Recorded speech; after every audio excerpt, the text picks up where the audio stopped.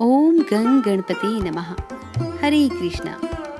आज सुनेंगे भगवान श्री गणेश के द्वितीय अवतार एक दंत स्वरूप की कथा। एक दंत अवतारो वै देहि नामं ब्रह्मधारिका मदासुर्यस्य हंता सा आखो वाहनगा स्मृतः। अर्थात भगवान गणेश का एक दंतावतार देही ब्रह्मा का धारक है। वह मदासुर का वध करने वाला है और उनका वाहन मूषक बताया गया है। मदासुर नामक एक बलवान पराक्रमी दैत्य था। वो महर्षि च्यवन का पुत्र था। एक बार वो अपने पिता से आज्ञा लेकर दैत्य गुरु शुक्राचार्य के पास गया। उसने शुक्राचार्य से कहा कि कृपा कर आप मुझे अपना शिष्य बना लें।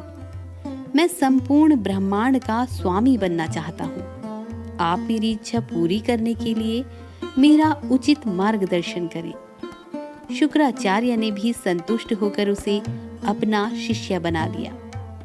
सर्वज्ञ आचार्य ने उसे विधि सहित एकाक्षरी हीम शक्ति मंत्र दिया। मदासुर अपने गुरुदेव के चरणों में प्रणाम कर जंगल में तप करने के लिए चला गया। उसने भगवती का ध्यान करते हुए हजारों वर्षों तक कठोर तप किया।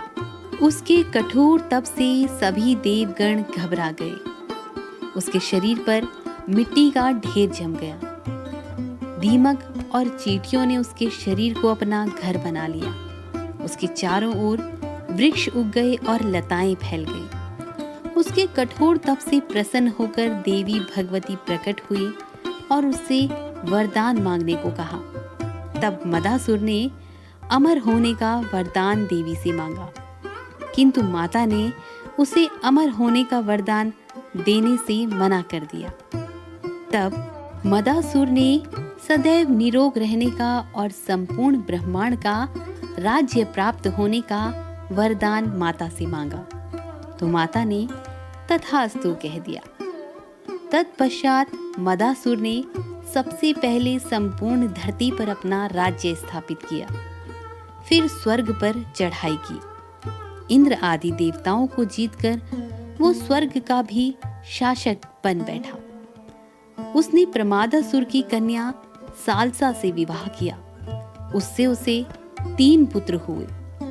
उसने शूलपाणी भगवान शिव को भी पराजित कर दिया। सर्वत्र असुरों का क्रूरतम शासन चलने लगा। पृथ्वी पर समस्त धर्म कर्म लुप्त हो गए। देवताओं एवं मुनियों के दुख की सीमा न रही।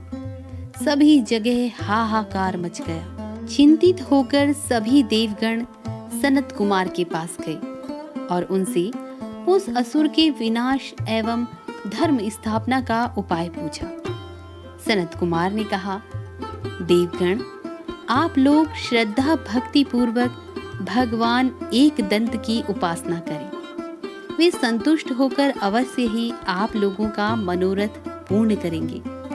महर्षि के उपदेशानुसार सभी देवगण एक दंत की उपासना करने लगे। तपस्या के 100 वर्ष पूरे होने पर मूषक वाहन भगवान एक दंत प्रकट हुए और वर मांगने के लिए कहा।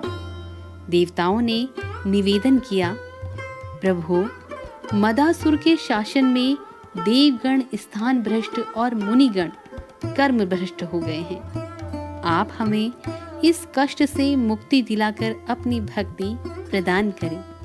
उधर देवर्षि ने मदासुर को सूचना दी कि भगवान एक दंत ने देवताओं को वरदान दिया है। अब वे तुम्हारा प्राण हरण करने के लिए तुमसे युद्ध करना चाहते हैं।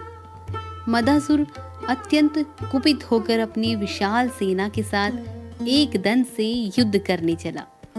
भगवान एक दंत रास्ते में ही प्रकट हो गए। राक्षस ने देखा कि भगवान एक दंत सामने से चले आ रहे हैं। वह मूषक पर सवार हैं। उनकी आकृति अत्यंत भयानक है। उनके हाथों में परशु, पाश और आयुध है।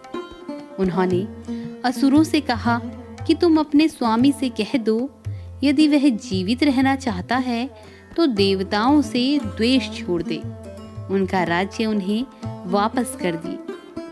अगर वह ऐसा नहीं करता तो मैं निश्चित ही उसका वध कर दूंगा।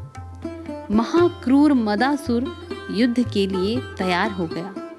जैसे ही उसने अपना धनुष पर बाण चढ़ाना चाहा कि भगवान एकदंत का तीव्र परशु उसे लगा और वह बेहोश होकर गिर गया। बेहोशी टूटने पर मदासुर समझ गया कि ये सर्वसमर्थ परमात्मा ही हैं। उसने हाथ जोड़कर स्तुति करते हुए कहा कि प्रभु, आप मुझे क्षमा करके अपनी दृढ़ भक्ति मुझे प्रदान करें। एकदंत ने प्रसन्न होकर कहा कि जा, जहाँ मेरी पूजा आराधना हो वहाँ तू कदापि ना आना। आज से तू पाताल में रहेगा। देवता भी प्रसन्न होकर एकदंत की स्तुति करके अपने लोक को चले गए। तो बोलिए एकदंत भगवान की जय। तो ये थी भगवान गणेश के द्वितीय अवतार एकदंत की कथा। अपने अगले वीडियो में मैं आपके लिए गणपति भगवान के तृतीय अवतार महोदर की कथा लेकर आऊंगी। उम्मीद है भगवान गणेश के सभी अवतारों की कथा आप ध्यानपूर्वक सुन रहे होंगे। आपसे निवेदन है कि कमेंट बॉक्स में ओम गंग गणपते नमः जरूर लिखें। वीडियो पसंद आए तो लाइक शेयर भी अवश्य कीजिएगा। तो मिलते हैं अपनी नई वीडियो में। तब तक के लिए नमस्कार।